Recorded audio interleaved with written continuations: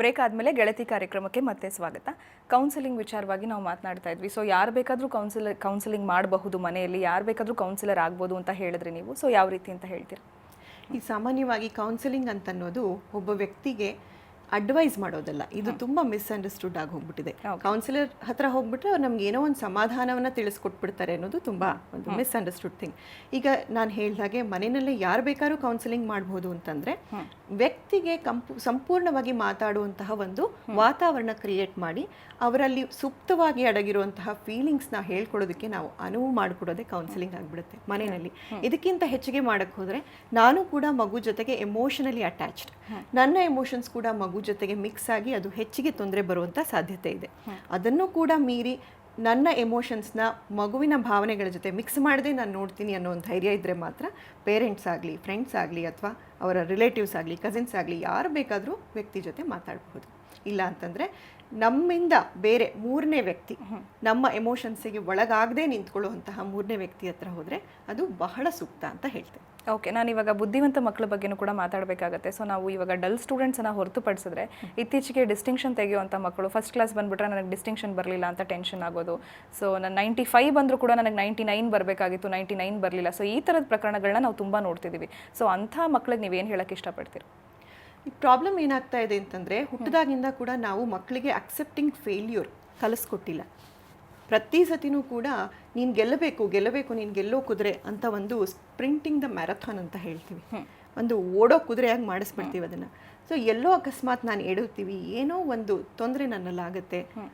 ಮನುಷ್ಯ ಯಾವತ್ತೂ ಕೂಡ ಒಂದೇ ಸಮನೆ ಇರೋಕ್ಕಾಗಲ್ಲ, ಅಪ್ಸ್ ಆ್ಯಂಡ್ ಡೌನ್ಸ್ ಇದ್ದೇ ಇರುತ್ತೆ. ಆ ಡೌನ್ಸ್ ಬಂದಾಗ ಹೇಗೆ ನಾನು ಅಕ್ಸೆಪ್ಟ್ ಮಾಡ್ಕೋಬೇಕು ಅನ್ನೋ ಒಂದನ್ನು ಪೇರೆಂಟ್ಸ್ ಮಕ್ಕಳಿಗೆ ಕಲಿಸ್ಬೇಕಾಗತ್ತೆ. ಸೊ ಈ ಥರ ಸಂದರ್ಭದಲ್ಲಿ ಇವಾಗ ಯಾವಾಗ ಮಕ್ಕಳು ಅವರಿಗೆ ಒಂದು ಟಾರ್ಗೆಟ್ಸ್ನ ಸೆಟ್ ಮಾಡ್ಕೊಂಡು ಹೋಗ್ತಾರೆ, ಇಲ್ಲ ನಾನು ಇಷ್ಟೇ ಮಾರ್ಕ್ಸ್ ತಗೊಳ್ಬೇಕು, ಅದಕ್ಕಿಂತ ಕಡಿಮೆ ಬಂದರೆ ನನಗೆ ಅವಮಾನ ಫೀಲ್ ಆಗುತ್ತೆ, ಯಾರಂತಾರೋ ಬಿಡ್ತಾರೋ ನನಗೆ ಅವಮಾನ ಆಗುತ್ತೆ. ಇದು ಅವರು ಒಂದು ಸ್ವಯಂಕೃತ ಅಪರಾಧ ಅಂತ ಹೇಳ್ಬೋದು. ಹಾಗಾಗಿ acceptance of failure is very important. Okay, so ಇವಾಗ ಕಡಿಮೆ ಮಾರ್ಕ್ಸನ್ನೇ ನಾವು ಅವಮಾನ, ಇನ್ಸಲ್ಟ್ ಅಂತ ಅಂದ್ಕೊಳ್ಳೋದು ಎಷ್ಟರ ಮಟ್ಟಕ್ಕೆ ಸರಿ ಅಂತ ಹೇಳ್ತೀರಾ ನೀವು? ಖಂಡಿತ ಇದು ನನಗೆ ಅಷ್ಟು ಒಪ್ಪಿಗೆ ಇಲ್ಲ. ಯಾಕಂದರೆ ಅದು ನಂದೊಂದೇ ಪ್ರಯತ್ನ ಆಗಿರೋಲ್ಲ, ಖಂಡಿತ ನನ್ನ ಪ್ರಯತ್ನ ಇದೆ. ನಾನು ಎಕ್ಸಿಕ್ಯೂಟ್ ಮಾಡಿದ್ಮೇಲೆ ಅದಕ್ಕೆ ಹಲವಾರು ಜನ ಅದಕ್ಕೆ ಮತ್ತೆ ಕಾರಣರಾಗ್ತಾರೆ.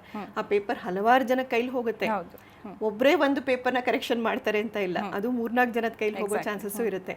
ಸೊ ಅಲ್ಲಿಗೆ ಹೋದ್ಮೇಲೆ ಅದು ಅಲ್ಲಿಗೆ ಬಿಟ್ಟು ವಿಚಾರ. ನನ್ನ ಪ್ರಯತ್ನ ನಾನು ಮಾಡ್ತೀನಿ, ಏನೇ ಬಂದರೂ ಕೂಡ I will be ready with ABC plans. ಒಂದೇ ಪ್ಲಾನ್ ಇಟ್ಕೊಂಡಾಗ ಅಕಸ್ಮಾತ್ ಅದಾಗಲಿಲ್ಲ, ಅಷ್ಟು ಮಾರ್ಕ್ಸ್ ಬರಲಿಲ್ಲ, ನನಗದು ಸೆಕ್ಯೂರ್ ಮಾಡ್ಕೊಳಕ್ಕಾಗಲಿಲ್ಲ ಅಂತಂದರೆ I should think about B plan.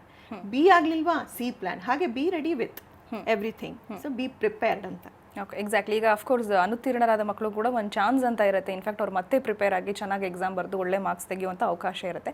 But ಈಗ ರಿಪೀಟರ್ಸ್ ಆಗಿ ನಾವು ಹೋಗೋದನ್ನೇ ಅವಮಾನ ಅಂತ ತಿಳ್ಕೊಂಡು ಮಕ್ಕಳು ಸೂಸೈಡ್ ಮಾಡ್ಕೊಳ್ಳೋದಾಗಿರಬಹುದು, ಮನೆ ಬಿಟ್ಟು ಹೋಗೋದು, ಬೇರೆ ಬೇರೆ ಒಂದು ಅನಾಹುತಗಳನ್ನ ಮಾಡ್ಕೋತಾರೆ. ಸೊ ಅಂಥ ಮಕ್ಕಳಿಗೆ ನೀವು ಏನು ಹೇಳೋಕ್ಕೆ ಇಷ್ಟಪಡ್ತೀರಾ? ಇದು ತುಂಬ ಅನ್ಫಾರ್ಚುನೇಟ್ ಥಿಂಗ್. ಯಾಕಂದರೆ ಈ ಥರ ಮಕ್ಕಳಿಗೆ ಸಮಾಜ ಆಗಲಿ, ಅವರ ಸುತ್ತಮುತ್ತಲಿನ ಜನ ಅಥವಾ ಅವ್ರ ತಂದೆ ತಾಯಿ ಯಾರೇ ಇರ್ಬೋದು, ಈ ಫೀಲಿಂಗ್ ಬರ್ಸೋವಂಥವ್ರು ಯಾರು? ಅವರುಗಳೇನೆ. ಹೌದು, ಪೀರ್ ಗ್ರೂಪ್ಸ್ ಕೂಡ ತುಂಬ ಇನ್ಫ್ಲುಯೆನ್ಸ್ ಆಗುತ್ತೆ. ಖಂಡಿತ. ಈ ಸ್ನೇಹಿತರಾಗಿರ್ಬೋದು, ಟೀಚರ್ಸ್ ಆಗಿರ್ಬೋದು, ಅಥವಾ ಏನು ತಂದೆ ತಾಯಿಗಳಾಗಿರ್ಬೋದು, ಅಥವಾ ತಾನೇ ನನ್ನ ಟೆಂಪರ್ಮೆಂಟ್ ಏನಿರುತ್ತಲ್ಲ ಅದು ಕೂಡ ತುಂಬ ಮುಖ್ಯ ಆಗುತ್ತೆ ಅಂತ ಹೇಳಿದ್ನಲ್ಲ. ಸೊ ಈ ನಿಟ್ಟಿನಲ್ಲಿ ಯೋಚನೆ ಮಾಡಿದಾಗ ಮಕ್ಕಳು ಆ ಥರ ತೊಂದರೆಗೆ ಸಿಲ್ಕೊಳ್ಳೋದು ಜಾಸ್ತಿ ಅಂತ ಅನ್ಸುತ್ತೆ. ಓಕೆ, ಇವಾಗ ನಿಮ್ಮ ಹತ್ರ ನಾನು ಆಗಲೇ ಹೇಳಿದಾಗೆ ಕೌನ್ಸಿಲಿಂಗಿಗೆ ಬರುವಂಥ ಮಕ್ಕಳು ಸಾಕಷ್ಟು ಇವಾಗ SSLC ಮಕ್ಕಳೇ ಅಂತ ಅಲ್ಲ, PUC ರಿಸಲ್ಟ್ಸ್ ಕೂಡ ಇನ್ನೇನು ಹತ್ತಿರ ಇದೆ. ಸೊ ಎಕ್ಸಾಮ್ ಟೆನ್ಷನ್ ಇಟ್ಕೊಂಡು ಬರೋ ಮಕ್ಕಳು, ರಿಸಲ್ಟ್ ಬಗ್ಗೆ ಟೆನ್ಷನ್ ಇಟ್ಕೊಂಡು ಬರೋವಂಥ ಮಕ್ಕಳು ಮೇನ್ ಕಂಪ್ಲೇಂಟ್ ಮಾಡೋದು ಯಾವ ವಿಚಾರದ ಬಗ್ಗೆ, ಯಾವುದ್ರ ಬಗ್ಗೆ ಅವ್ರು ಜಾಸ್ತಿ ಕಂಪ್ಲೇಂಟ್ ಮಾಡ್ತಾರೆ? ಈ ಥರ ನನಗೆ ಸಮಸ್ಯೆ ಆಗ್ತಿದೆ, ಇದರಿಂದ ಮನೆ ವಾತಾವರಣ ಆಗಿರ್ಬೋದು ಅಥವಾ ಹೊರಗಡೆ ಆಗಿರಬಹುದು. ಸೊ ಯಾವುದು ಜಾಸ್ತಿ ಸಮಸ್ಯೆ ಅನ್ನಿಸ್ತಿದೆ ಅವ್ರಿಗೆ ಅಂತ ಹೇಳ್ತೀರಿ? ಮನೆ ಪ್ರೆಷರ್ ತುಂಬ ಜಾಸ್ತಿ ಆಗ್ತಾ ಇದೆ. ಆದರೆ ಸಾಕಷ್ಟು ಮಕ್ಕಳು ಮನೆ ಪ್ರೆಷರ್ ಇಲ್ಲದೇ ಕೂಡ ತಾವೇ ಟಾರ್ಗೆಟ್ಸ್ ಹಾಕೊಳ್ಳುವಂಥ ಒಂದು ತೊಂದರೆ ಬರ್ತಾ ಇದೆ. ಏನೋ ಕಾಂಪಿಟೇಟಿವ್ ಎಕ್ಸಾಮ್ಸಲ್ಲಿ ಪಾರ್ಟಿಸಿಪೇಟ್ ಮಾಡೋದು, ಆ ಕಾಂಪಿಟೇಟಿವ್ ಎಕ್ಸಾಮ್ಸಲ್ಲಿ ಅಕಸ್ಮಾತ್ ಅವ್ರು ಎಕ್ಸೆಲ್ ಆಗದೆ ಹೋದರೆ ಆ ಸೀಟ್ ಇಲ್ಲ, ಇದು ಸಿಗೋಲ್ಲ, ಅದೇ ಪ್ಲ್ಯಾನ್ಸ್ ಇರೋಲ್ಲ, ಯಾವುದೋ ಒಂದು ಪ್ಲ್ಯಾನ್ ಇಟ್ಕೊಂಡ್ಬಿಟ್ಟು ಅವ್ರು ಹೆಜ್ಜೆ ನೀಡ್ತಾ ಹೋಗ್ತಾರಲ್ಲ, ಅದಿಲ್ಲ ಅಂತಂದರೆ ಆಲ್ಟರ್ನೇಟ್ ಪ್ಲ್ಯಾನ್ ಇಲ್ಲದೆ ಇರುವಂಥದ್ದು ಅವ್ರಿಗೆ ತುಂಬ ಸ್ಟ್ರೆಸ್ ಕ್ರಿಯೇಟ್ ಆಗ್ತಾ ಇದೆ. ಓಕೆ, ಕೊನೆಯದಾಗಿ ನಮ್ಮ ಕಾರ್ಯಕ್ರಮದಲ್ಲಿ ವೀಕ್ಷಕರಿಗೆ, ಎಸ್ಪೆಷಲಿ ನಮ್ಮ ಕಾರ್ಯಕ್ರಮ ನೋಡ್ತಿರುವಂಥ ಮಕ್ಕಳಿಗೆ ಯಾರೆಲ್ಲ ರಿಸಲ್ಟ್ಸ್ನ ಎಕ್ಸ್ಪೆಕ್ಟ್ ಮಾಡ್ತಾ ಇದ್ದಾರೆ, ಸೊ ಅವ್ರಿಗೆ ಏನೇ ರಿಸಲ್ಟ್ ಬಂದರೂ ಕೂಡ ಪಾಸಿಟಿವ್ ಆಗಿ ಯಾವ ರೀತಿ ತೊಗೋಬೇಕು ಅಂತ ನೀವು ಹೇಳೋಕ್ಕೆ ಇಷ್ಟಪಡ್ತೀರಿ? ಖಂಡಿತವಾಗ್ಲೂ ಈಗ ನಿಮ್ಮ ಪ್ರಯತ್ನ ಆಗೋಗಿದೆ. ನಾನು ಮುಂಚೆನೇ ಹೇಳಿದ ಹಾಗೆ ಪ್ರಯತ್ನ ಮಾಡೋ ತನಕ ಮಾತ್ರ ನಮ್ಮ 100% ಕೊಡಬೇಕು. ಯಾವುದೇ ಸಮಯದಲ್ಲಾಗಲಿ, ಈಗ ಪರೀಕ್ಷೆ ಹಾಲ್ಗೆ ಹೋಗ್ತೀನಿ, ಪರೀಕ್ಷೆ ಹಾಲಲ್ಲಿ 3 ಅವರ್ಸ್ ನನಗೋಸ್ಕರ ಕೊಡ್ತಾರೆ. ಆ ಸಮಯದಲ್ಲಿ ನಾನು ಏನು ಪರ್ಫಾರ್ಮ್ ಮಾಡ್ತೀನಿ, ಅದಕ್ಕೆ ಮುಂಚೆ ನಾನು ಏನು ಪ್ರಿಪೇರ್ ಮಾಡ್ತೀನಿ ಅನ್ನೋದ್ರ ಬಗ್ಗೆ ಮಾತ್ರ ನಾನು ತಲೆ ಕೆಡಿಸ್ಕೊಳ್ಬೇಕೇ ಹೊರತು ಅದರಿಂದ ಮುಂದೆ ಬರುವಂಥ ರಿಸಲ್ಟ್ ಯಾವುದು ನನ್ನ ಕೈನಲ್ಲಿಲ್ಲ. ಅದು ಏನೇ ಬಂದರೂ ಕೂಡ ನಾನು ಅದನ್ನು ಸಕಾರಾತ್ಮಕವಾಗಿ ತಗೊಳ್ತೀನಿ ಅನ್ನೋ ಒಂದು ಮನೋಭಾವನೆ ಈ ಕ್ಷಣದಿಂದ ನೀವುಗಳು ಬೆಳೆಸ್ಕೋಬೇಕಾಗತ್ತೆ.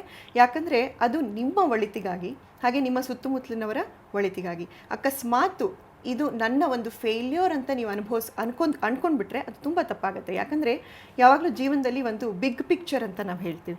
ಈ ಬಿಗ್ ಪಿಕ್ಚರ್ ಅಂತಂದರೆ ಮುಂದೆ ದೊಡ್ಡದಾಗಿ ಏನೋ ಒಂದು ಆಲೋಚನೆ ಇಟ್ಕೊಂಡ್ಬಿಟ್ಟು ಅದರಲ್ಲಿ ಹೆಜ್ಜೆ ಇಡ್ತಾ ಹೋಗೋದು.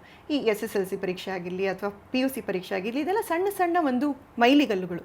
ಇದನ್ನೆಲ್ಲ ದಾಟ್ಕೊಂಡು ನಾವು ಆ ಬಿಗ್ ಪಿಕ್ಚರ್ ಕಡೆಗೆ ಹೆಜ್ಜೆಯನ್ನು ಹಾಕ್ತಾ ಹೋಗಬೇಕು. ಆದರೆ ಮಾತ್ರ ನಮಗೆ ಸಕ್ಸಸ್ ಸಿಗೋದಕ್ಕೆ ಸಾಧ್ಯ. ಓಕೆ ನಂದಿನಿ ಅವರೇ, ಸಾಕಷ್ಟು ಸಕಾರಾತ್ಮಕ ಅಂಶಗಳನ್ನು ನೀವು ತುಂಬಿದ್ದೀರಾ ನಮ್ಮ ವೀಕ್ಷಕರಿಗೆ, ಎಸ್ಪೆಷಲಿ ಪೋಷಕರಿಗೆ, ಹಾಗೆಯೇ ರಿಸಲ್ಟನ್ನು ಎದುರು ನೋಡ್ತಾ ಇರೋ ಮಕ್ಕಳಿಗೆ.